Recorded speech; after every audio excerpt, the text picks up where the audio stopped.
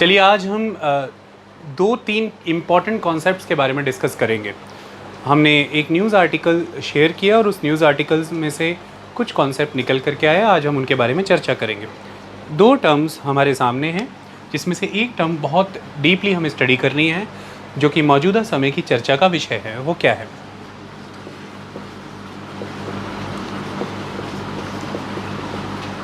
Patient capital.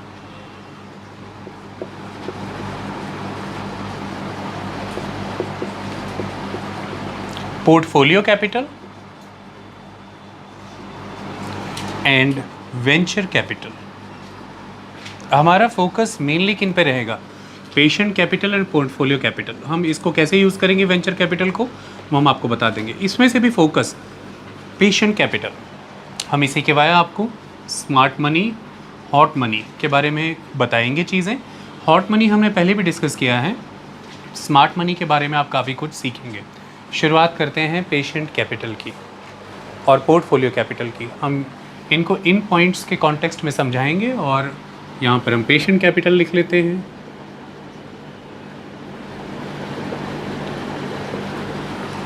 ये चर्चा का विषय क्यों है, हम आपको वो भी बता देंगे।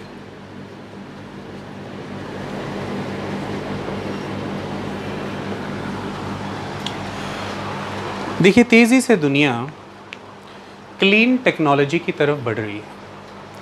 आप सब जानते हैं कि ग्रीन एनर्जी आने वाले समय में एनर्जी रिसोर्सेज में एक इम्पॉर्टेंट सोर्स होगा। तो क्लीन टेक्नोलॉजी की तरफ सोसाइटी बढ़ रही है। नई नई ड्रग्स की डिस्कवरी की तरफ बढ़ रही है। तो फार्मास्यूटिकल्स में काफ़ी ग्रोथ हो रही है और नई ड्रग्स जैसे कि कई तरह की लाइफ सेविंग ड्रग्स या कई तरह के इम्यूनाइजेशन के प्रोग्राम्स के लिए वैक्सीन्स। तेज़ी से दुनिया बायोटेक्नोलॉजी की तरफ बढ़ रही है, यानी कि आप बीजों में, सीड्स में ऐसे परिवर्तन कर रहे हैं जिन परिवर्तनों की मदद से बीज बदलते पर्यावरण में, चेंजिंग क्लाइमेट में सस्टेन कर पाए। यानी कि अगर एक्सट्रीम वेदर कंडीशंस होती हैं, जैसे कि बहुत ज़्यादा सूखा पड़ता है, ड्रॉट, या बाढ़ के हालात बनते हैं जैसे कि फ्लड या फॉरेस्ट फायर जैसी परिस्थितियाँ, जंगलों में आग लगना और कई तरह के एनवायरमेंटल पैटर्न्स डिस्टॉर्शंस जैसे कि रिकरेंट रेनफॉल्स होने बहुत हैवी और फिर ना होने कई दिनों तक, साइक्लोनिक एक्टिविटीज़ बहुत इंटेंस हो जाना, इस तरह की तमाम चीज़ें, ग्लेशियर्स का पिघलना। ऐसी परिस्थितियों में कैसे फसलों की पैदावार को बनाए रखें, कैसे उनके बीजों में हम जेनेटिकली वो परिवर्तन लेकर के आएँ जिन परिवर्तनों की मदद से वो बीज इन एडवर्स क्लाइमेटिक कंडीशंस में भी सस्टेन करे, इन वेदर में आ रही एक्सट्रीमिटीज़ के साथ विदस्टैंड करे, टिकाऊ बना रहे और बेहतर पैदावार हो, उस बीज में न्यूट्रिशनल वैल्यू इंक्रीज़ हो, वो बेटर हेल्थ बेनिफिट्स प्रोवाइड करे और वो कम से कम इनपुट्स कंज्यूम करे फर्टिलाइज़र्स के रूप में या फिर पेस्टिसाइड्स, इंसेक्टिसाइड्स के रूप में। तो बायोटेक्नोलॉजी के क्षेत्र में हम बहुत तेज़ी से आगे बढ़ने की कोशिशें कर रहे हैं। बेहतर वन लगाना, वो पेड़ों की प्रजातियाँ ज़्यादा से ज़्यादा कार्बन डाइऑक्साइड एब्जॉर्ब करें, जिसे आप सीक्वेस्ट करना कहते हैं, कार्बन सीक्वेस्ट्रेशन। वो मिट्टियों के कटाव को रोके, जिसे आप सॉइल इरोजन कहते हैं, वो इसे रोके। वो पानियों को ज़्यादा से ज़्यादा रिचार्ज करें ज़मीन में, यानी कि ज़्यादा पानी बरसातों का लें और सॉइल में स्टोर करें।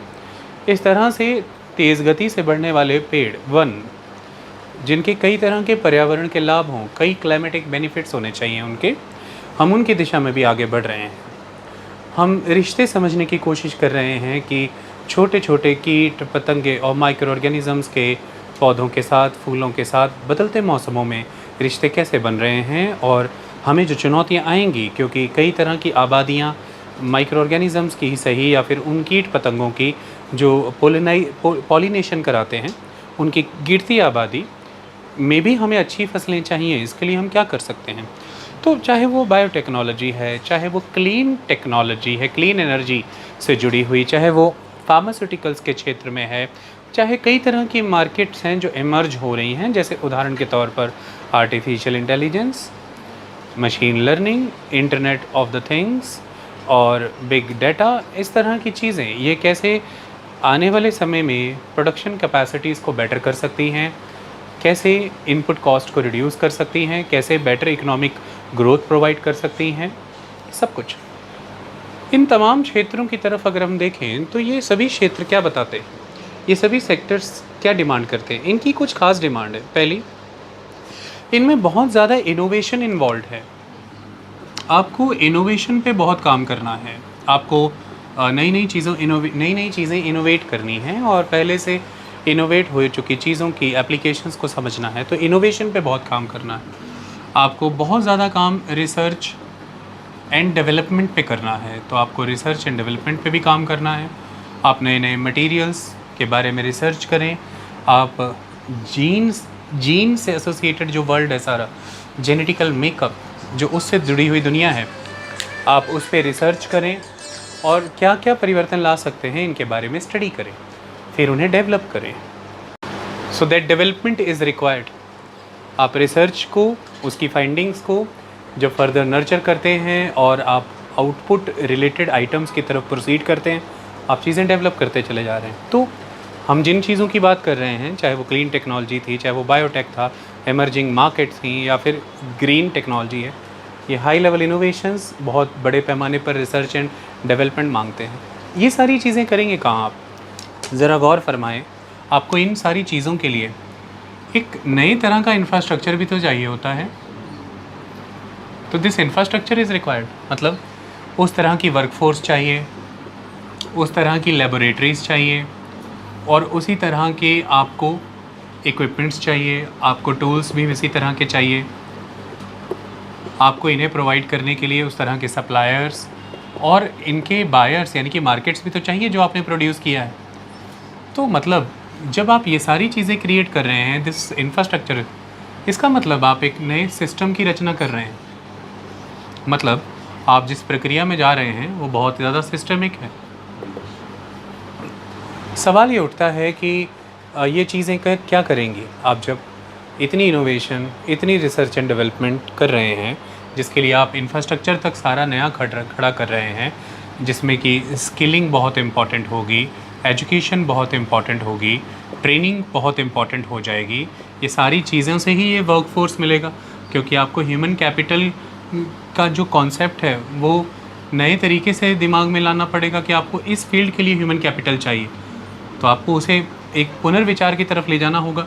तो when you need all these things, ultimately आप करने क्या जा रहे हैं? आप वो क्रिएट करने जा रहे हैं जो चीज़ सोशल इम्पैक्ट बड़े पैमाने पर डालेगी। This will have a very very large social impact. जैसे कि बायोटेक्नोलॉजी के क्षेत्र में अगर कोई बदलाव आता है और वो बेहतर पैदावार करता है, इनपुट कॉस्ट घटाता है, क्लाइमेट चेंज के साथ भी विथस्टैंड करते हुए वो सस्टेन करती हैं फसलें, बेहतर वन होते हैं, तो वन अगर लगते हैं तो इसका सामाजिक असर क्या होगा? बहुत बेहतरीन। So whatever you are doing, it is going to have a very very huge social impact. तो social impact will be there, cultural impact will be there, जो कि सोसाइटी का ही पार्ट ही होगा। Cultural impact will be there. This is very important thing, you need to understand that. जब इन चीज़ों को ध्यान में रख कर के आप काम कर रहे हैं, तो सवाल ये खड़ा होता है कि क्या ये कम समय में होने वाली चीज़ें हैं? आपको वर्षों तक रिसर्च एंड डेवलपमेंट, इनोवेशन पे काम करना पड़ेगा। आपको वर्षों तक एक नए सिस्टमिक एनवायरनमेंट को क्रिएट करना पड़ेगा, ये सिस्टम्स बिल्डअप करने पड़ेंगे। आपको वर्षों लग जाएंगे उस तरह का ह्यूमन कैपिटल नर्चर करने में, स्किलिंग, एजुकेशन और ट्रेनिंग में। तो ये सारी चीज़ें बहुत ज़्यादा लॉन्ग टर्म होती हैं, they very very long term. तो एक बड़ा क्वेश्चन क्रिएट होता है कि क्या इनमें से कोई भी गतिविधि या पृथ्वी पे कोई भी गतिविधि पैसों के बिना होती है? क्या इन्हें इन्वेस्टमेंट नहीं चाहिए? क्या इन कामों को करने के लिए निवेश नहीं चाहिए? This is very big question. There is a investment which is required, जिसके बिना तो ये कार्य असंभव है। तो सवाल उठता है कि ये इन्वेस्टमेंट कौन देगा, ये इन्वेस्टमेंट कहाँ से आएगा, इस इन्वेस्टमेंट की प्रायोरिटीज़ क्या होंगी, इस इन्वेस्टमेंट का कैरेक्टर क्या होगा, इस इन्वेस्टमेंट की इंटेंशन क्या होगी, इस इन्वेस्टमेंट की आउटपुट या आउटकम्स क्या होंगे, इन पे चर्चा करनी होगी। एग्जैक्टली मैं उन्हीं चीज़ों पे चर्चा करने जा रहा हूँ, और इस इन्वेस्टमेंट के तहत लगाई पूंजी को ही पेशेंट कैपिटल कहते हैं।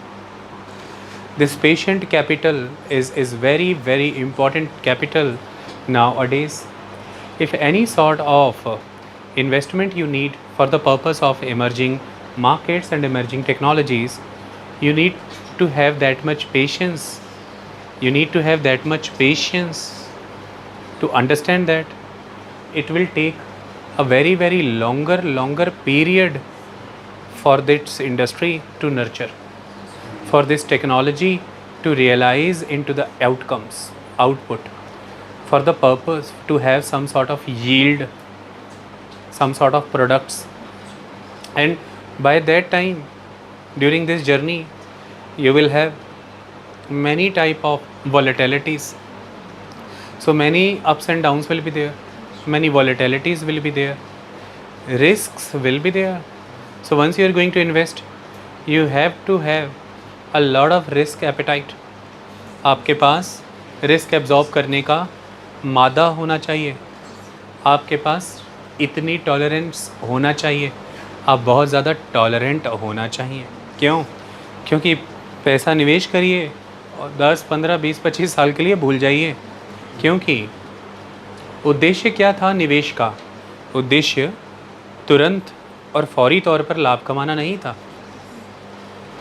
उद्देश्य में लाभ होगा यकीनन, पर लाभ यानी कि प्रॉफिट्स या अर्निंग ही प्रायोरिटी नहीं है। प्रायोरिटी कुछ और चीज़ें हैं। जैसे इन इन्वेस्टमेंट्स की वैल्यू सिंपली प्रॉफिट से आंकी नहीं जाती। इनकी वैल्यू इस बात से आंकी जाती है कि एनवायरनमेंट में कितना फ़र्क आ पाया, ये वैल्यू है।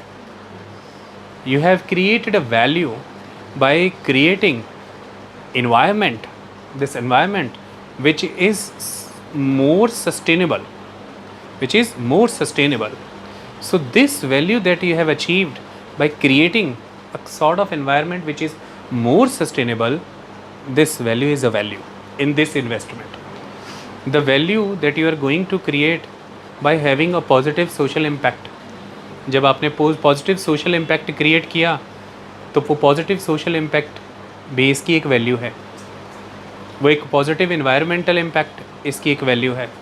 वो एक पॉजिटिव कल्चरल इम्पैक्ट इसकी वैल्यू है। तो दिस इज़ द वैल्यू।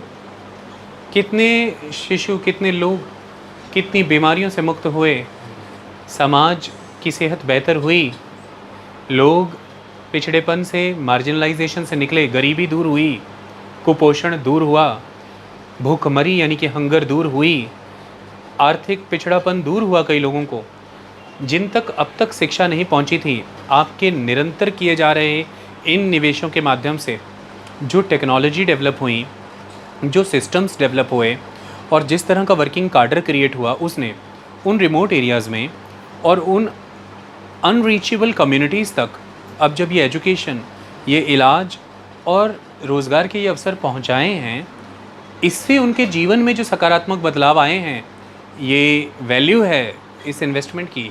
आप इसे कंसिडर करते हैं। यकीनन इसके बाद आर्थिक लाभ भी होते हैं। पॉजिटिव आउटपुट इकोनॉमिक वैल्यू के फॉर्म में भी आता है, पर वो प्रायोरिटी नहीं है। प्रायोरिटी है सिस्टमिक इम्पैक्ट क्रिएट करना। दिस एक साइंटिफिक एटमॉस्फेयर क्रिएट किया आपने, एक पॉजिटिव सोशल एटमॉस्फेयर क्रिएट किया आपने जो मार्जिनलाइजेशन को ख़त्म कर रहा है, जो डिप्राइव्ड कम्युनिटीज़ को एम्पावर कर रहा है और उनको रिसोर्सेज प्रोवाइड कर रहा है, जो पिछड़े हुए समाजों को अग्रिम पंक्ति में ला रहा है और मेन स्ट्रीम सोसाइटी में एंटर होकर के अपने लिए बेहतर सामाजिक, राजनीतिक, आर्थिक, सांस्कृतिक फैसले लेने की आवाज़ प्रदान कर रहा है, भूमिका दे रहा है। आप समाज में ये परिवर्तन ला पा रहे हैं। इसी के तहत आप अफ्रीका में उन बच्चों की जो गृह युद्ध से पीड़ित हैं, अपने अपने गाँव से, शहरों से निष्कासित हैं या रिफ्यूजी हो चुके हैं, आप उनके लिए एजुकेशन के प्रबंधों को सुनिश्चित कर रहे हैं, जिसके लिए आप ये प्रयास कर रहे हैं कि हम जो निवेश करने जाएंगे, ये निवेश ऐसे पीड़ित बच्चों के लिए किस तरह के एजुकेशनल एवेन्यूज़ ओपन कर सकता है। हमें उन क्षेत्रों में निवेश करना है। क्या हम ऐसी टेक्नोलॉजीज़, क्या हम ऐसे बेहतर उपचार ला सकते हैं जिनसे इन लोगों का जीवन बेहतर होता है। तो the investment that you are going to have, that investment is going to have a positive yield in context of a positive contribution in the environmental deterioration. So it is going to control environment degradation and have a positive environmental impact. For that you need to invest a lot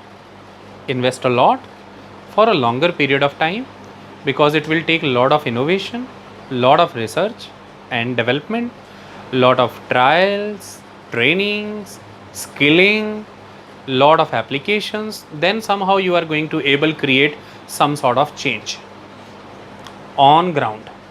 So you need to have this much patience, you need to tolerate this much risk, that many cycles of volatility will be there. No worry, उथल पुथल से, उतार चढ़ाव से प्रभावित नहीं होना है।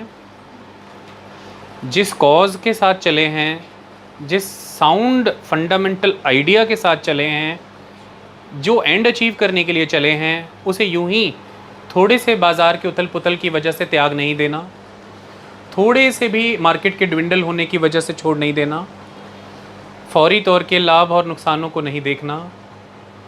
हम ढांचागत परिवर्तन करने जा रहे हैं।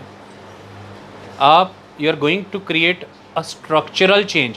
समाज का जो ढांचा है, प्रोडक्शन का जो ढांचा है, इकोनॉमी का जो ढांचा है, कंजम्पशन का जो तरीका है, आप वो बदलने जा रहे हैं। जैसे उदाहरण के तौर पर समाज का जो ढांचा है, जिसमें जो मौजूदा ऑक्यूपेशंस, मौजूदा एजुकेशन और स्किल सेट और मौजूदा कैपिटल की वजह से हासिल होती हैं, जो मौजूदा ऑक्यूपेशंस, मौजूदा स्किल सेट और कैपिटल की वजह से मौजूदा कौशल है व्यक्ति में, या उसके पास कोई पूंजी है, या माता पिता का पहला का व्यापार है, इनकी वजह से जो मौजूदा ऑक्यूपेशंस उसे हासिल होती हैं, उनसे वो लाभ कमाता है और विकसित होते चला जाता है। पूंजी और कौशल की कमी के कारण जिन्हें ये ऑक्यूपेशंस हासिल नहीं हो रही, पिछड़ते चले जा रहे हैं, और एक सामाजिक ढांचा ऐसा बनता है कि एक प्रिविलेज्ड है और एक डिप्राइव्ड है। आप इस ढांचे को परिवर्तित करने जा रहे हैं, और वेल्थ में डिप्राइव्ड सेक्शन की भी एक स्टेक होल्डिंग हो, एक शेयर हो, एक भूमिका हो, ये इंश्योर करने जा रहे हैं। इसके लिए आप उनके हिस्से रिसोर्सेज लाने के लिए इफ़ेक्टिव एजुकेशन कैसे प्रोवाइड की जाए जो वो लोग अफोर्ड कर पाएँ और उन तक पहुँचे। इसके लिए आपको लैंग्वेज कन्वर्जन करना है, कोर्सेज़ का आप करेंगे। आपको टेक्नोलॉजी वहाँ तक पहुँचानी है, चाहे वो कनेक्टिविटी की बात हो, टेलीकम्युनिकेशन की बात हो, या ऑप्टिकल फाइबर बिछाने की बात हो, आप ये काम करेंगे। आपको वहाँ पर एजुकेशनल या फिर सिंपली कहूँ स्टडी सर्कल्स या लर्निंग सेंटर्स ओपन करने हैं, आप करेंगे। आपको नए तरह से वर्क पूल क्रिएट करना है, नए टैलेंटेड लोग तैयार करने हैं जो वहाँ पर जा कर के अपनी लर्निंग या टीचिंग सर्विसेज दे पाएँ। आप ये सब करेंगे, और आप ये सब करते चले जाएंगे सस्टेनेबल मैनर में, और हमेशा तक करते रहेंगे। ये बहुत लंबा समय लेगा। आप इस लंबे समय के लिए तैयार होने चाहिए, क्योंकि आप ढांचागत परिवर्तन लाने जा रहे हैं। खेती में भी ऐसा ही करेंगे, पर्यावरण की दिशा में भी आप ऐसा ही करेंगे। मौजूदा समय में विश्व की इंडस्ट्रीज़ और ट्रांसपोर्ट, कम्युनिकेशन और कोई भी सेक्टर जो ऊर्जा खपत करेगा वो नई तरह की ऊर्जा होगी। तो आप एनर्जी जो स्ट्रक्चर है उसे चेंज करने जा रहे हैं, ढांचागत परिवर्तन करने जा रहे हैं। We are going to induce a structural change in the field of energy consumption, in the field of agriculture, in the field of genes and this biotic world. So when you are going to create a structural change, definitely it will take time. Definitely it will take a lot of innovation, research, development, a whole lot of new workforce, whole lot of new infrastructure, new equipments, tools, new type of suppliers, investments and everything. You are investing for that. So you need to satisfy yourself with these values that you have invested into the new technology. Now the world is getting into the more stable environmental scenario because you have invested into that. Now you are able to protect the fisherman because somehow you contained the rising sea level by controlling the soaring temperature, and you somehow controlled the climate change because your company invested a lot in the last 30-40 years for the purpose of preserving the pattern of carbon emissions.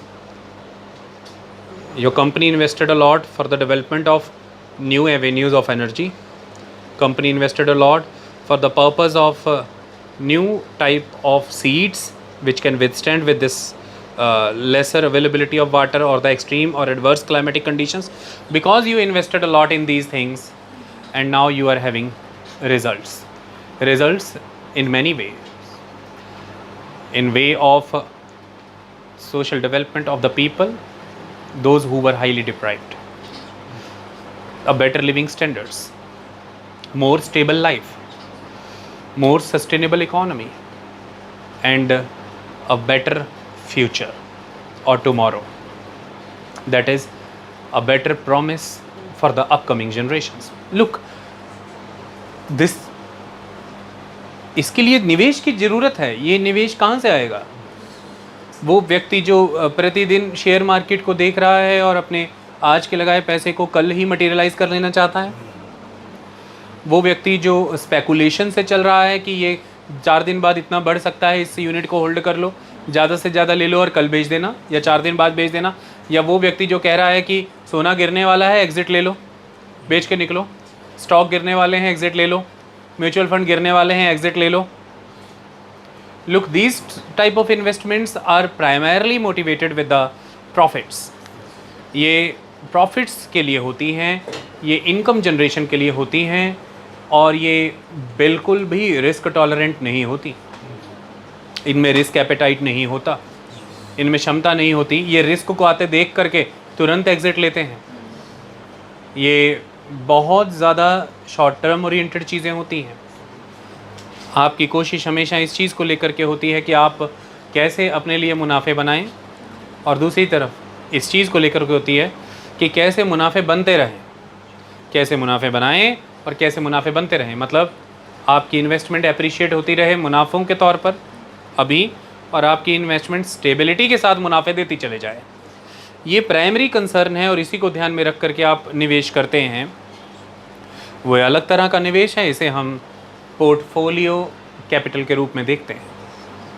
Mostly venture capitalist इस तरह के behave करते हैं, retail investor भी ऐसा ही behave करता है, और बाकी तमाम इन्वेस्टर ऐसे ही काम करते हैं।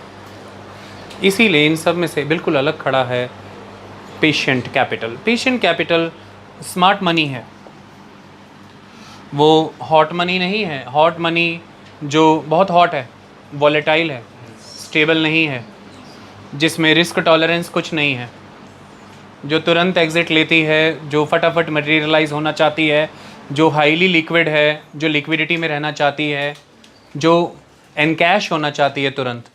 जब भी उसे लगता है कि चुनौतियाँ आ रही हैं, रिस्क आ रही हैं, तो वो तुरंत एनकैश होना चाहती है। जब भी उसे लगता है कि रिस्क आ रहा है, तो वो तुरंत एग्ज़िट लेती है।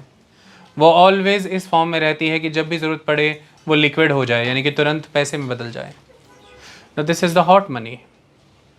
वो स्टेबिलिटी नहीं देती, वो आपको वोलेटाइल रखती है। आपको पता है ये आज आपके बाज़ार में है, पता लगे कल सुबह निकल गई। बट इससे बिल्कुल अलग होती है smart money. This is the smart money, the patient capital, the investments in the form of capital which is patient enough. This investment and this money is the smart money. ये आपको पूरी तरह से आइसोलेट और immune कर देती है market की वॉलेटिलिटी से। ये हाईली रिस्क टॉलरेंट होती है, क्योंकि इसे फ़र्क ही नहीं पड़ता है कि बाज़ार आज कल और परसों क्या कर रहा है। ये 10, 15, 20 साल के लिए आपने निवेश किया है। आप मोटिवेटेड इस बात से होते हैं कि आपके फाउंडेशनल रीजंस क्या थे, फंडामेंटल कॉज क्या है, और उस कॉज से अचीव क्या करने वाले हैं। प्रायोरिटी होती है कि वैल्यूज़ कल्चरल आउटपुट के रूप में, एनवायरमेंटल बेटरमेंट के फॉर्म में, क्लीनर टेक्नोलॉजीज़ के फॉर्म में देखी जाएं। आपने सिस्टमिक डेंट क्रिएट किया है, आपने स्ट्रक्चरल ओवरहॉल कर दिया सोसाइटी में, वो आपकी वैल्यूज़ हैं। यकीनन बाद में आर्थिक फ़ायदे भी होते हैं, वो एक सेकेंडरी एस्पेक्ट है। तो this is what the difference between the patient capital. तो दैट्स डेफिनेटली पेशेंट कैपिटल कौन प्रोवाइड करेगा, ऐसी पूंजी कौन देगा? ज़्यादातर सरकारों के जो सॉवरेन फंड होते हैं वो वहाँ से आता है पैसा। तो कभी भी इस तरह की लेबोरेटरीज़, इस तरह की टेक्नोलॉजीज़ या इमर्जिंग मार्केट्स के लिए शुरुआती तौर पर हमेशा आप देखेंगे कि सरकारें ही फंडिंग प्रोवाइड करती हैं। जैसे शुरुआत में स्टार्टअप्स के लिए गवर्नमेंट ने सीड फंड प्रोवाइड किए थे, या आप अभी भी देख सकते हैं कि गवर्नमेंट टैक्स एग्जम्पशंस के माध्यम से, टैक्स रिबेट्स के माध्यम से, या टैक्स हॉलीडेज़ के माध्यम से, मतलब टैक्स में छूट दे करके ज़मीनों में कई तरह की छूट दे करके और कई तरह की सब्सिडी और सपोर्ट मैकेनिज़्म के माध्यम से डाटा सेंटर्स के लिए फंडिंग प्रोवाइड कर रही है, ताकि लोग युवा आएँ स्टार्टअप्स की फॉर्म में और डाटा सेंटर्स लगाएं, क्योंकि इमर्जिंग मार्केट्स हैं वो। और आप लगातार देख रहे हैं कि सॉवरेन फंड्स ही इन दिशाओं में जा रहे हैं कि कैसे आर्टिफिशियल इंटेलिजेंस को बढ़ावा दिया जाए।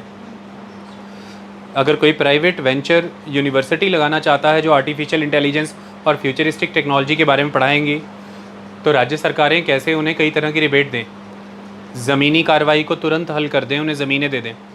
और रिलायंस ऐसा यूनिवर्सिटी ओपन करने जा रहा है 550 एकड़ में। 3 दिन पहले ही उन्होंने घोषणा की थी। तो कुल मिलाकर के सॉवरेन सपोर्ट ही आता है, या तो लैब्स या तो इंस्टीट्यूशंस, ऑफिसेज़ खुद लगाए जाते हैं, चाहे स्किल डेवलपमेंट के कोर्सेज़ कराए जाएं, चाहे स्किलिंग इंस्टीट्यूशंस बनाए जाएं, और लंबे समय तक के लिए सरकारें आराम से इसमें निवेश करती हैं और वो वेट करती हैं कि इससे एक ढांचागत बदलाव आएगा, परिवर्तन आएगा, लोगों के जीवन में फ़र्क आएगा। वो लंबे वर्षों तक अपनी एग्रीकल्चरल यूनिवर्सिटीज़ को फंड दे दे करके ये उम्मीद लगाती हैं कि बीजों में सुधार किए जाएंगे, खेतीबाड़ी की नई पद्धतियाँ लाई जाएंगी, नए प्रकार के बीज लाए जाएंगे, और इससे किसानों का जीवन बेहतर होगा, पर्यावरण में सुधार होगा, पानी की मांग कम होगी, ग्रीन हाउस गैसेस के एमिशंस कम होंगे, मीथेन का एमिशन कम होगा, पैडी कल्टीवेशन के नए तरीके लाए जाएंगे। ये सारी चीज़ें कि किसानों की आमदनी कैसे बढ़ेगी। तो भारत भर के अलग अलग राज्यों में जो एग्रीकल्चरल यूनिवर्सिटीज़ हैं वो लगातार शोध करती हैं, किसानों की ट्रेनिंग करती हैं, उन्हें डेमोन्स्ट्रेट करती हैं, नए तरह के बीज, खेती की नई नई पद्धतियाँ, सिंचाई के नए नए तरीके लेकर के आते हैं। ये इसी का रिज़ल्ट है। तो ये एग्रीकल्चरल यूनिवर्सिटी आसमान से नहीं चल रही हैं, उनमें हज़ारों करोड़ रुपया हर वर्ष बजट के माध्यम से इन्फ्यूज़ हो रहा है और कोई दे रहा है। ये बड़ी बात है। फिर इसी तरह से बैंकिंग टेक्नोलॉजी में भी ये निवेश हो रहे हैं, ग्राहक को बेहतर अनुभव देने के लिए, ट्रांसपेरेंसी और अकाउंटेबिलिटी लाने के लिए। फिर इसी तरह से आप देखें तो सरकारी योजनाओं के तहत ही बड़े बड़े सोलर प्लांट लगाए जा रहे हैं, बड़े बड़े विंड मिल एनर्जी सिस्टम्स लगाए जा रहे हैं दुनिया भर में। भारत में भी ये हो रहा है। आप देखें तो इस दिशा में बहुत निवेश हो रहा है, जैसे कि क्लीन टेक्नोलॉजी के क्षेत्र में। यातायात के साधनों को लेकर के भी ये किया जा रहा है, जैसे कि रैपिड ट्रांजिशंस के लिए बुलेट ट्रेन जैसे प्रोजेक्ट लाए जा रहे हैं, हाइपर लूप जैसी चीज़ें आ रही हैं। इसके लिए भी कई तरह के करार सरकारी कंपनियों ने विदेशी कंपनियों के साथ किए हैं और निवेश लगाए जा रहे हैं। तो सवाल ये है कि कई फिलैंथ्रोपिक इंस्टीट्यूशंस ग्लोबली, कई तरह के एंडोमेंट फंड्स जो यूनिवर्सिटीज़ को चैरिटी देते हैं, कई तरह के ट्रस्ट जो कई तरह के अनुदान देते हैं, डोनेशंस, ग्रांट्स और चैरिटीज़ करते हैं।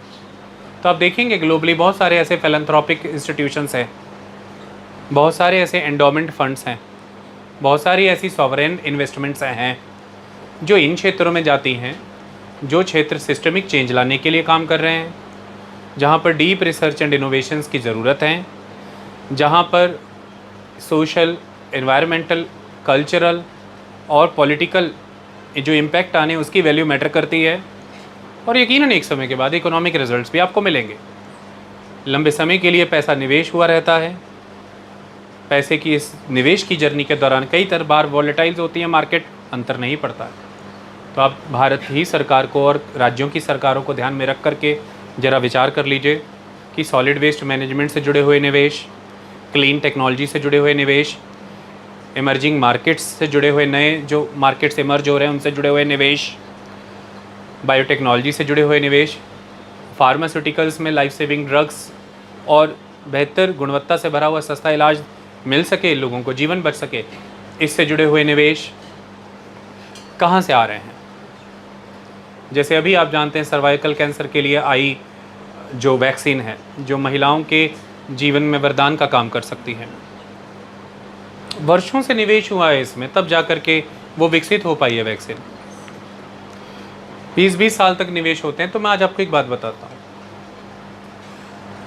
बहुत से ऑर्गेनाइजेशंस हैं जो वर्षों तक निवेश करती हैं और फिर जाकर के एक ड्रग डेवलप होती है, तभी वो ड्रग पेटेंट करा दी जाती है और ये अधिकार दुनिया ने, सभी सरकारों ने इसे मान्यता दी है कि हम पेटेंट की इज्जत करेंगे। क्यों? क्योंकि वो ड्रग आज मनुष्य मानवता को, जीवन को बचा रही है। सवाल यहीं से खड़ा होता है कि ड्रग पैदा हुई कैसे। 20 साल के 30 साल के शोध के बाद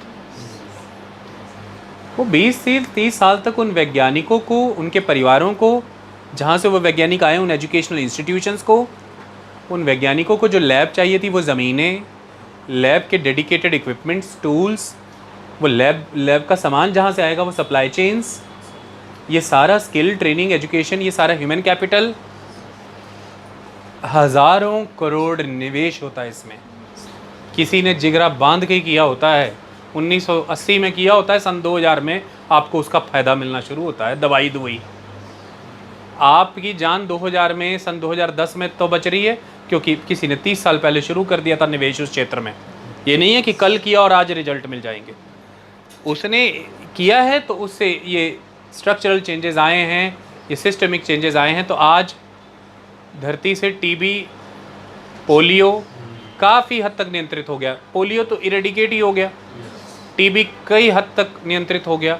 घेंगे की समस्या से महिलाओं को और पुरुषों को भी आयोडाइज्ड नमक की मदद से कई गुना मुक्ति मिल गई। आज वैक्सीन्स की वजह से बच्चे कई बीमारियों से, खसरा है, हैज़ा है, तमाम बीमारियों से मुक्ति पा चुके हैं।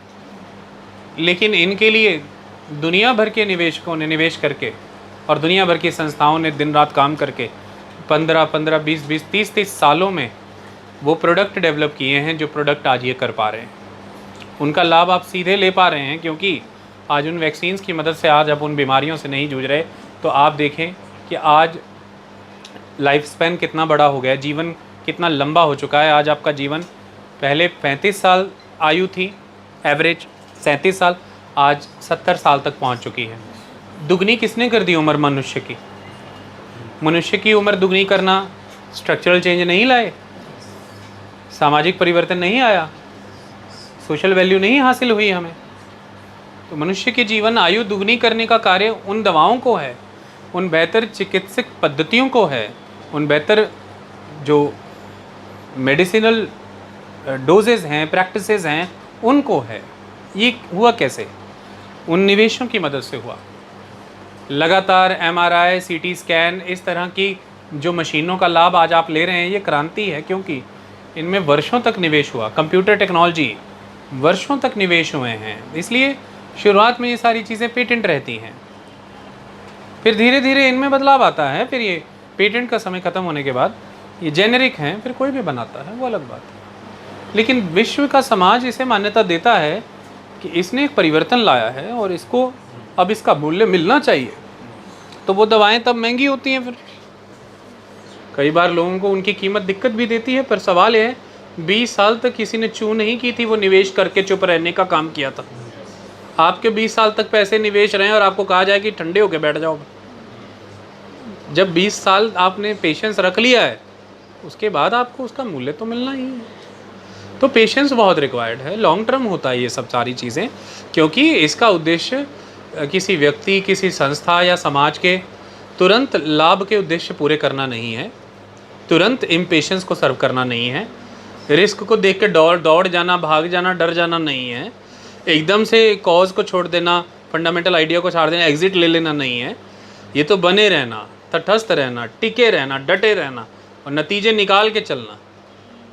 समाज ने ऐसे विचारों को हमेशा से मान्यताएं दी हैं, इसलिए समाज सांस्कृतिक, राजनीतिक, सामाजिक, आर्थिक तौर पर विकसित हुआ है, वरना हम पिछड़े ही रह जाते बतौर समाज, वरना हम विकसित नहीं हो पाते, मैं गारंटी करता हूँ।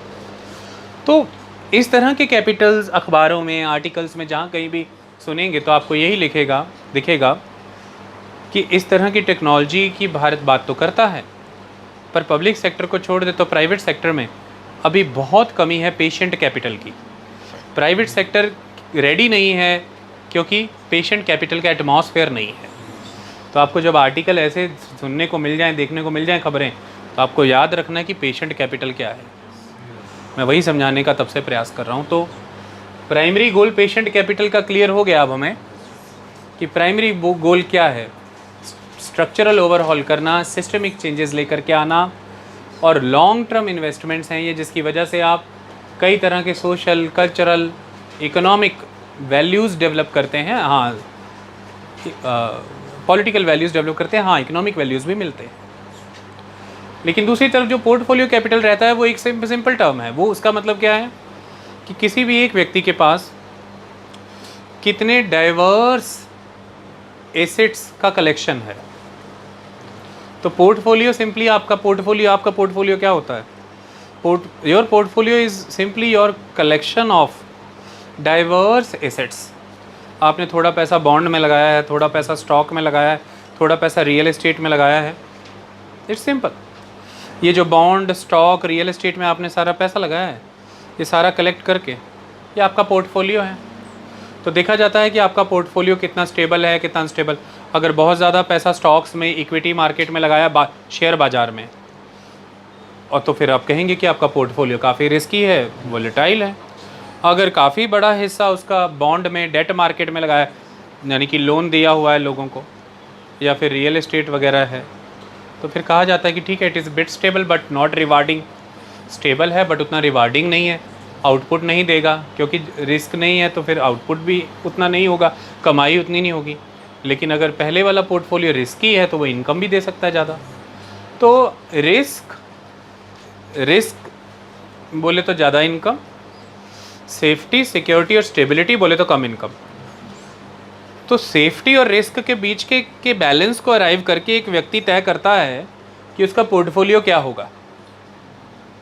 ये एक इंडिविजुअल की कंसिडरेशन है या किसी mutual fund as an organization की आइडिया है, या किसी स्टॉकिस्ट का जो शेयर मार्केट ब्रोकर है, ये उसका कंसेप्ट है। वो ये कैलकुलेट करेगा कि उसका क्लाइंटेज कैसा है, या फिर एक इंडिविजुअल है तो वो ये तय करेगा कि वो किस एज में है, उसकी रिस्पॉन्सिबिलिटीज़ क्या है फैमिली और लाइफ को लेके, और उसकी वर्किंग प्रोफाइल क्या है, उसके फ्यूचर गोल क्या है। इसको देख के वो देखेगा कि अभी अग्रेसिवली मैं कुछ समय रिस्क में चल सकता हूँ, मुझे टेंशन नहीं है, अभी मुझे स्टेबिलिटी का, सेफ्टी का, सिक्योरिटी का कुछ पड़ा नहीं है, तो अभी मैं my portfolio will be inclined towards stock, shares and the risky instruments. But yes, after few years I will follow the path of, after having good yield, I will follow the path of stability, safety, security. I will not be enough tolerant toward the volatility. No, I do not want to go for that. I need peace of mind. तो portfolio का झुकाव हो जाएगा date की तरफ, हो सकता है रियल एस्टेट की भी स्टेबिलिटी आप ले लें। तो by considering all these things you will decide your portfolio, कि आपका पोर्टफोलियो कैसा काम कर रहा है। That's all.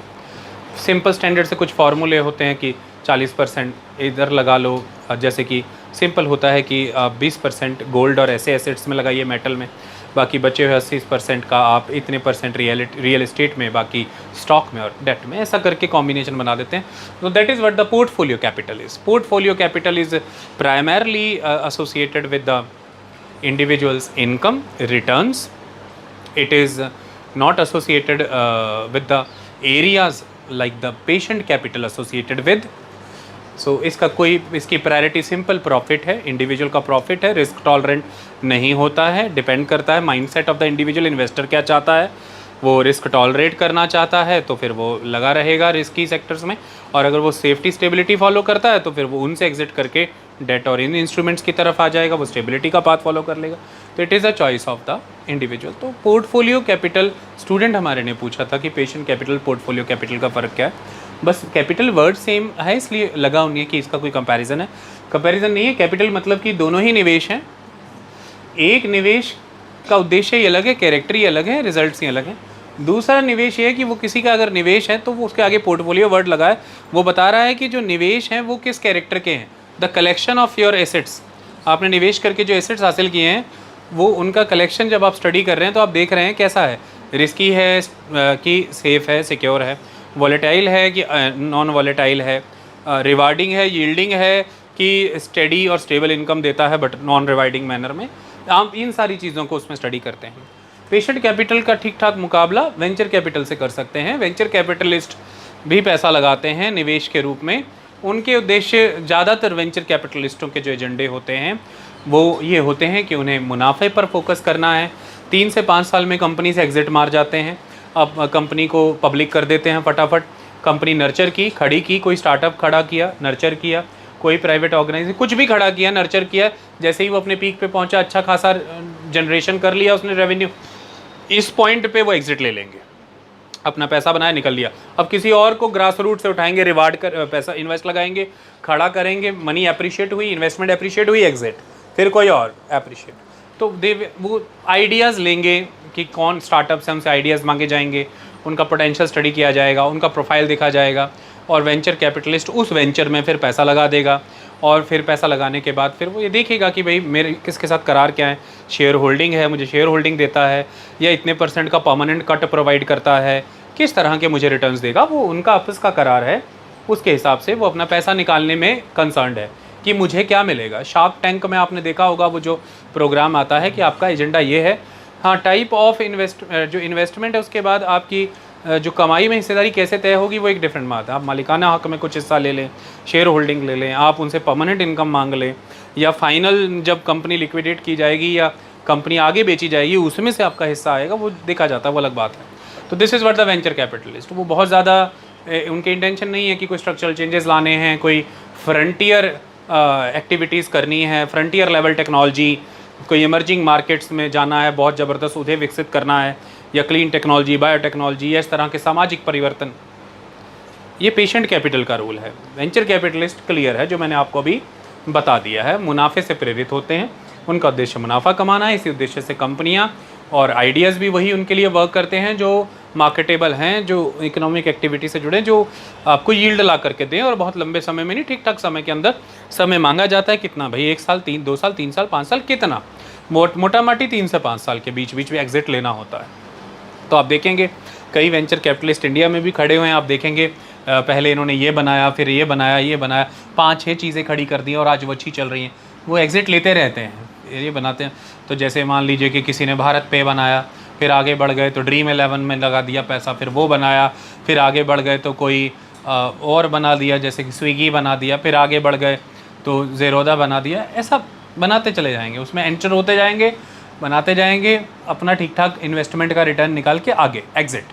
That's patient capital इससे ऑपोजिट था बिल्कुल ही, वो अलग काम करता है। तो वही चीज़ हमने पढ़ी कि भाई इसके प्राइमरी गोल हमने पढ़े कि अलग होते हैं। उसके प्राइमरी गोल, वेंचर कैपिटल के प्राइमरी गोल भी इन्वेस्टमेंट कर का रिटर्न पे फोकस करना है, इकोनॉमिक रिटर्न ज़्यादा मैटर करता है उस पर।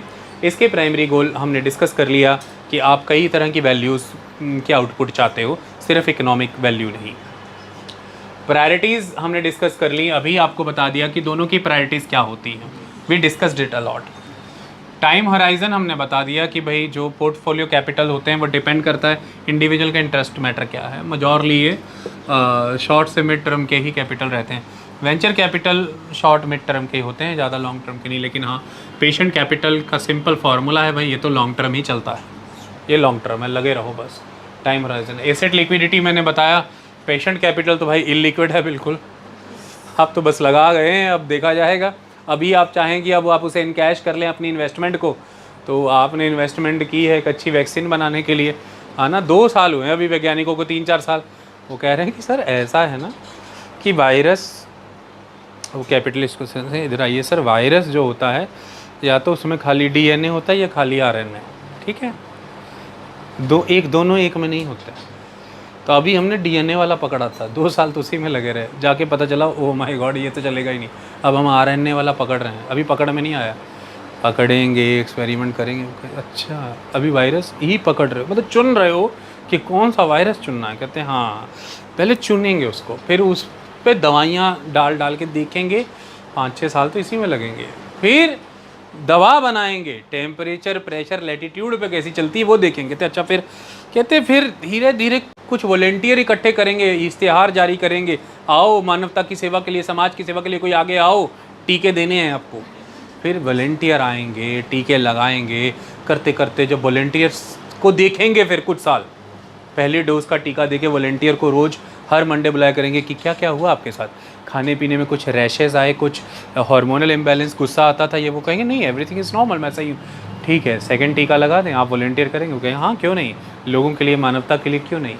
तो फिर वो अगले सर आएंगे, फिर वो 3 बार उनको देना है sir.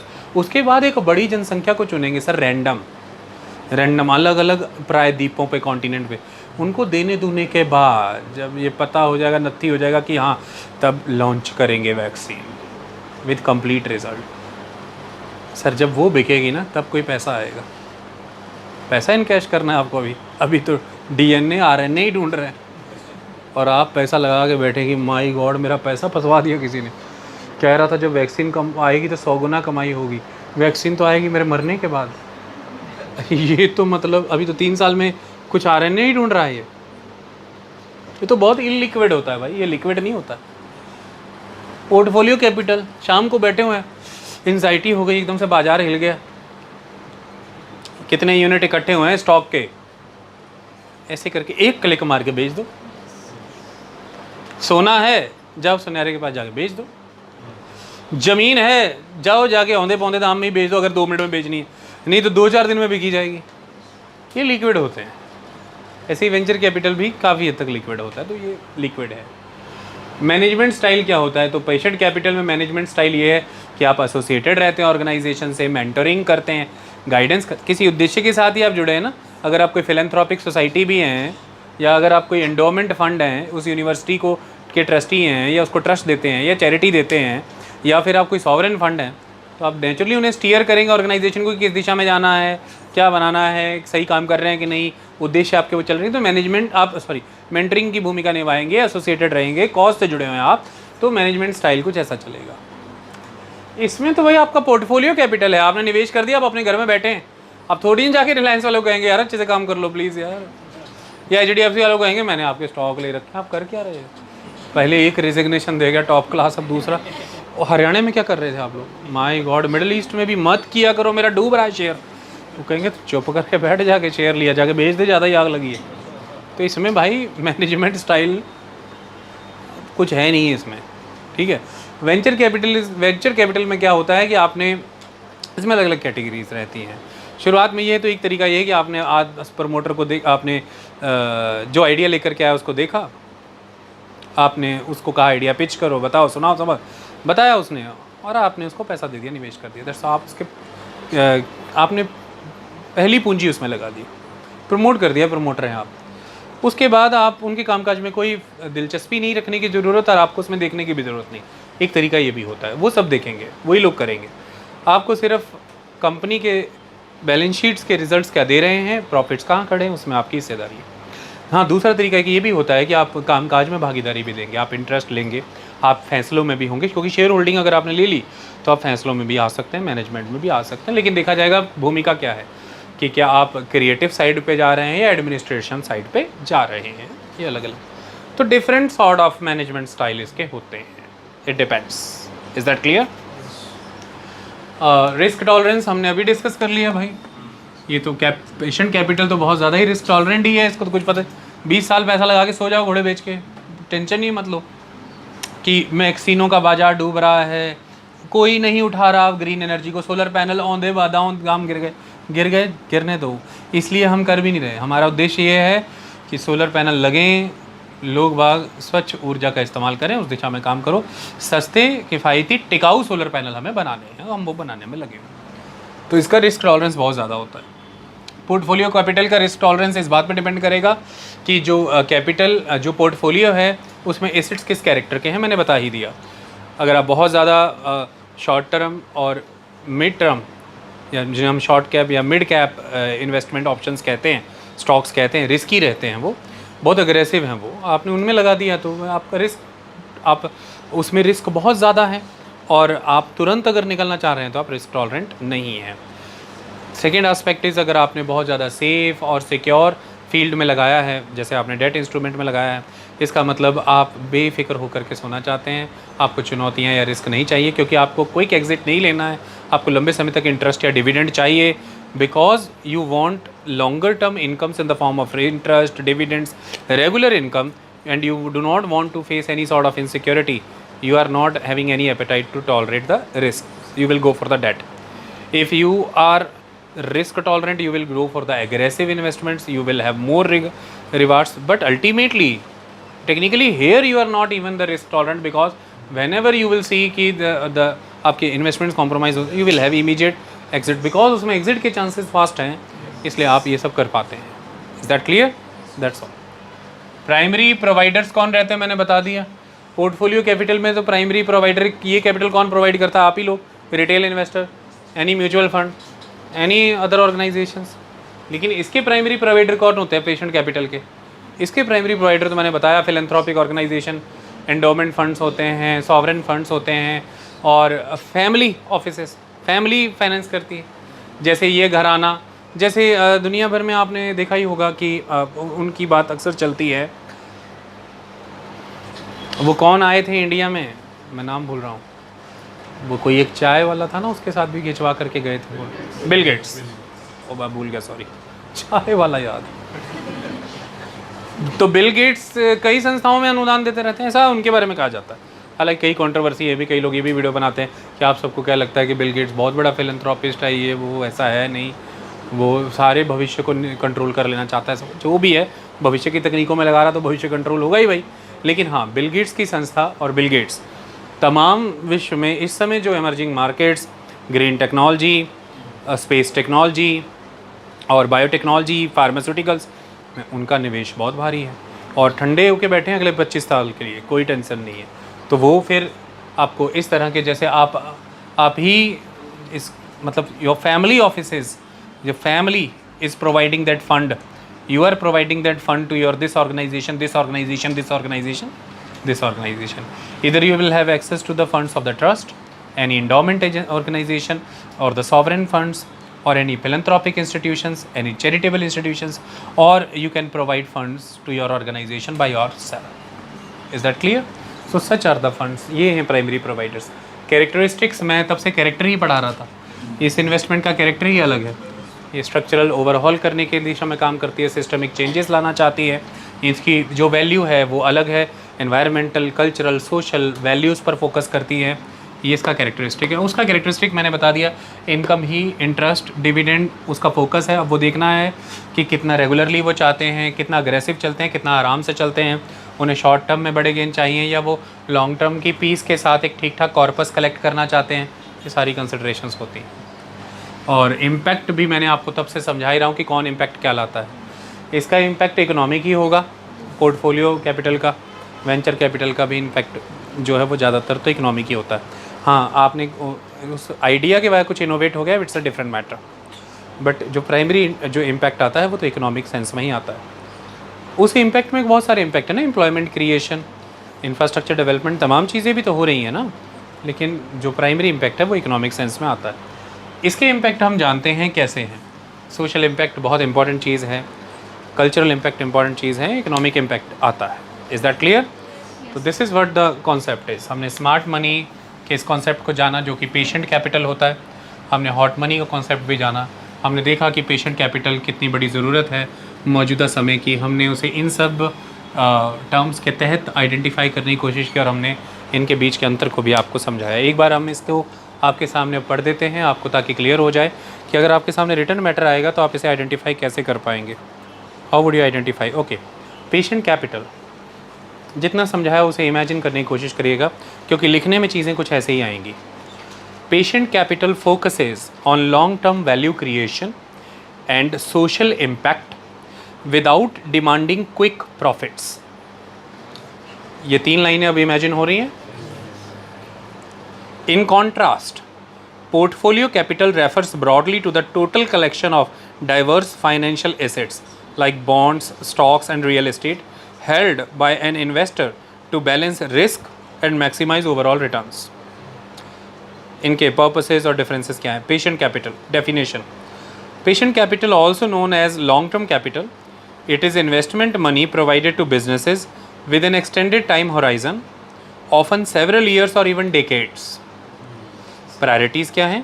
It prioritises sustained enterprises growth. वो एंटरप्राइज सस्टेन्ड मैनर में ग्रो करती रहे। कोई फार्मास्यूटिकल फर्म है, वैक्सीन बना रही है, ग्रो करती रहे।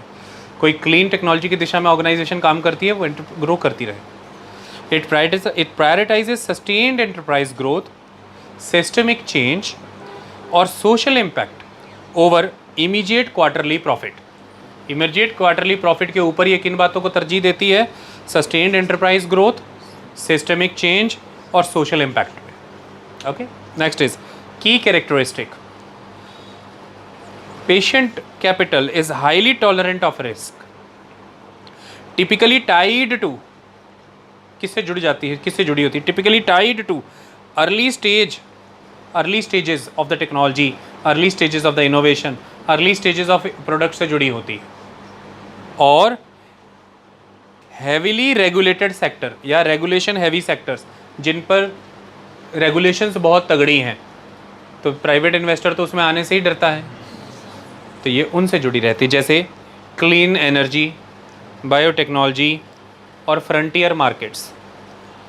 And often illiquid, it is often illiquid, meaning you cannot easily cash out.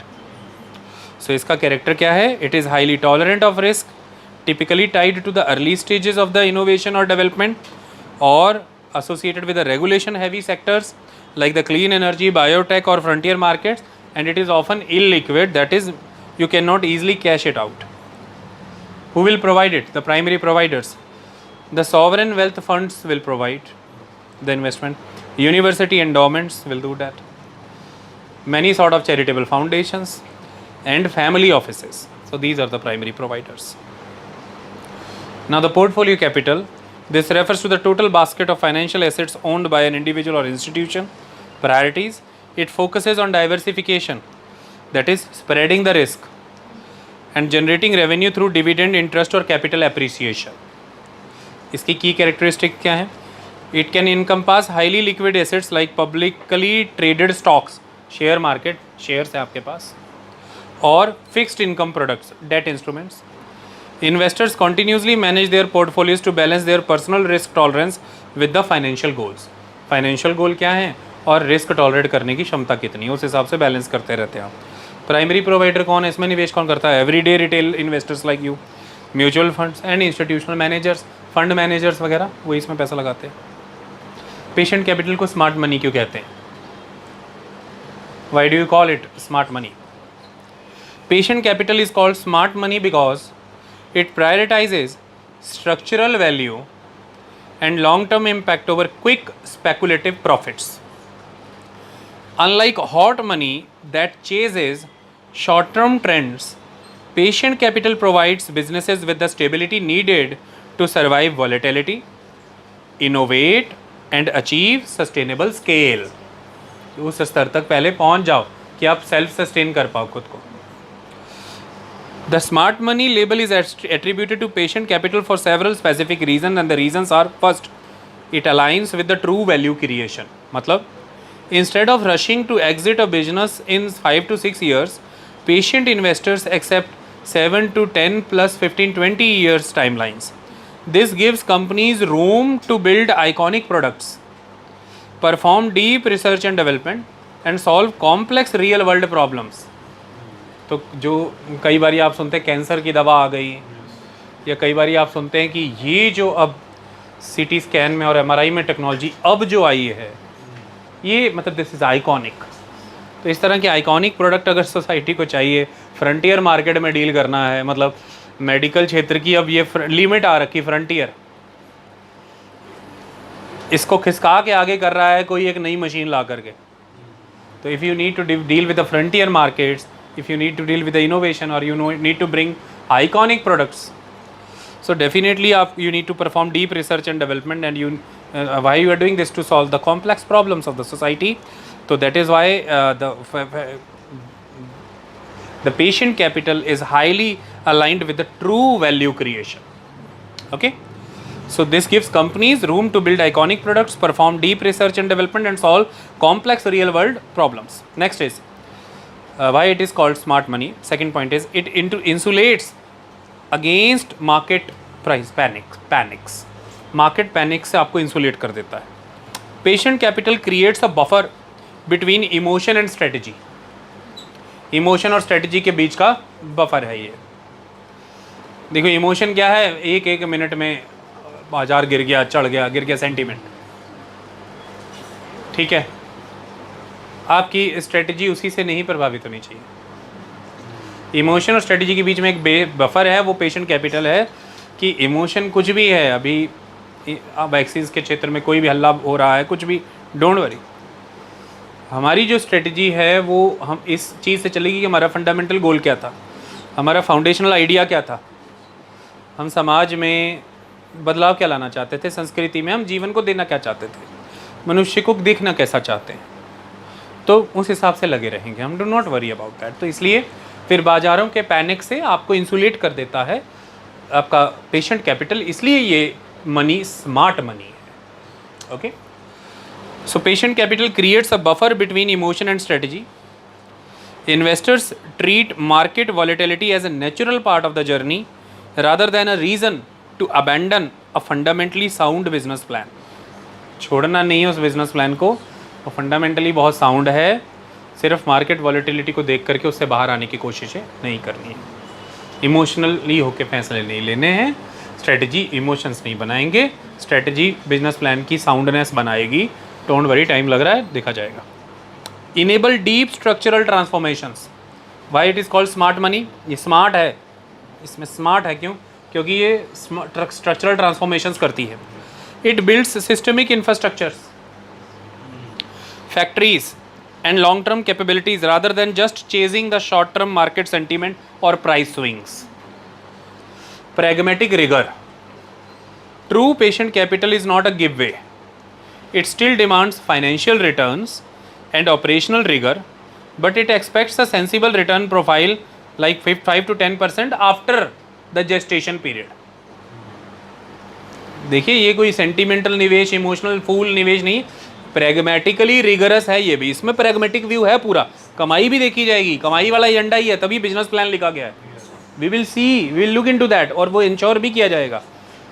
लेकिन जेस्टेशन पीरियड प्रैक्टिकली कैलकुलेट करो, निवेश होना और रिटर्न आने का बीच का पीरियड होता है जेस्टेशन। इसे प्रैक्टिकली कैलकुलेट करो, देखो किस कॉज के साथ काम कर रहे हो, उद्देश्य क्या हासिल करना चाहते हो, फिर आना इस फील्ड में, वरना उधर चले जाओ, जाके वेंचर कैपिटलिस्ट बन जाओ या फिर अपने पोर्टफोलियो बनाओ, इधर तुम्हारा आने का काम नहीं है। ओके, कुछ organisations like acumen utilises this type of long term funding for transformative impacts, while firms like IMIT's the engine apply it to regulation heavy sectors like climate technology and biotechnology. It is considered the hallmark of savvy, conviction driven investors who possess a deep understanding of their problem space. तो जो सामाजिक दिक्कतों को लेकर के या कई चीज़ों को लेकर के बहुत गहराई से चिंतन मंथन करते रहते हैं, और पैसा भी है, हटके करना चाहते हैं, अलग करना चाहते हैं, वादू है, सब कुछ, दिक्कत ही नहीं, रोज़ का खाना रोज़ का पकाने वाला, तो टेंशन ही नहीं है उनका। तो वो कहते हैं कि लेगेसी क्या छोड़ के जानी है, व्हाट इज़ द लेगेसी, किस वजह से लोग याद करेंगे, किया क्या है समाज के लिए, दिया क्या है समाज को जिससे इतना लिया है, हैं कौन हम। देखो, आपकी जब रोज़मर्रा की टेंशनें ख़त्म हो जाएंगी, खाने पीने के वांदे ख़त्म हो जाएंगे, ये सवाल आपके भी मन में आएंगे। इन सवालों को जब आप मन में लाते हैं तो इन्हें अगर आप आइडियाज़ में बदल पाएँ, तभी जब आप लोगों से डील करेंगे, तभी जब आप लोगों की दिक्कतों समस्याओं को समझेंगे, समाज को, तो आइडिया सॉल्यूशंस में बदल जाते हैं। तो थॉट्स आइडियाज़ में, आइडिया सॉल्यूशंस में बदलने के लिए लंबा समय लगता है और निवेश लगता है, ये लोग लगाते हैं और उन्हीं सॉल्यूशंस का फ़ायदा आप उठाते हैं। That's all. सरकारें इन्हें बुलाती हैं मंच पे और आपको कहती हैं कि वर्षों से इनकी संस्था सामाजिक उत्थान और उत्पीड़न को खत्म करने के लिए कई तरह से सहयोग करती आ रही है, आइए इनका स्वागत करते हैं, और आप लोग तालियां बजाते हैं उनके लिए तालियां बजती हैं, लेगेसी है उनकी, उन्होंने वो किया जो ज़रूरी था। तो यही कहानी है, this is what the patient capital is that clear? उम्मीद है समझ आ गया। आप कहीं पे एनकाउंटर करेंगे या सवाल आ जाए कि पेशेंट कैपिटल की भारी कमी है या इसे एक्सेस करना ही इस समय की भारत की बड़ी चुनौती है, Bharat frontier markets, emerging markets और क्लीनर टेक्नोलॉजीज़ की तरफ तो जाना चाहता है, पर समस्या कहाँ खड़ी है। इस तरह के एवेन्यूज़ क्रिएट हो रखे हैं क्या भारत में, क्या उन्हें एक्सेस हो पाएंगी ये चीज़ें, तो आप इसका जवाब दे पाएंगे। ओके, इसी तरह के निवेश में जाना चाहता है सऊदी अरेबिया। सऊदी अरेबिया भविष्य के शहर बनाना चाहता है। सऊदी अरेबिया अपने आप को पेट्रोलियम इकोनॉमी से अलग करना चाहता है, और सऊदी अरेबिया चाहता है कि विश्व इन तकनीकों से चलेगा भविष्य में 20-25 साल बाद, और जो मार्केट्स इस दिशा में काम करने के लिए तैयार हैं, जहाँ पर टैलेंटेड स्किल पूल है, जो सरकारें कमिटेड हैं, और जहाँ पर ट्रांसपेरेंसी और अकाउंटेबिलिटी से, ईमानदारी से काम हो रहे हैं, उन सरकारों में, उन बाज़ारों में हम निवेश करेंगे। हम बनेंगे patient capital, don't worry about that. हमारा सॉवरेन फंड उपलब्ध है आपके लिए। तो इसलिए मुल्कों से मुल्कों के बीच करार हो रहे हैं, इसीलिए सऊदी अरेबिया के साथ भारत के बहुत करार हो रहे हैं। और भारत लगातार कह रहा है कि हमारी जो चिप्स से जुड़ा मिशन है, जो हम चिप बनाएंगे उससे जुड़ा जो हमारा मिशन है, क्रिटिकल मिनरल से जुड़ा हमारा जो मिशंस हैं, रेयर अर्थ मिनरल से जुड़ा हुआ या फिर जो मैग्नेट्स हैं उनसे जुड़े हमारे जो मिशंस हैं, डाटा सेंटर से जुड़े हुए जो मिशंस हैं, इन तमाम स्मार्ट चिप से लेकर के डाटा सेंटर तक तमाम मिशंस में भारत की साझेदारियाँ मायने रख रही हैं आज। सॉवरेन टू सॉवरेन एग्रीमेंट्स जो जैसे भारत ने सऊदी अरेबिया और यूएई के साथ किए हैं, क्योंकि आपको लंबे वर्षों के 15-15, 20-20, 25-25 साल के वो निवेश वहाँ के सॉवरेन फंड से मिलेंगे। तो the government is doing lot of effort nowadays to have access to the patient capital for the purpose of emerging market, frontier markets, green technology, biotechnology and the pharmaceutical sectors, and for the betterment of the society, people and the culture. That's the thing. अब अखबार में कहीं पढ़ें तो घबराहट नहीं होनी चाहिए। Thank you so much.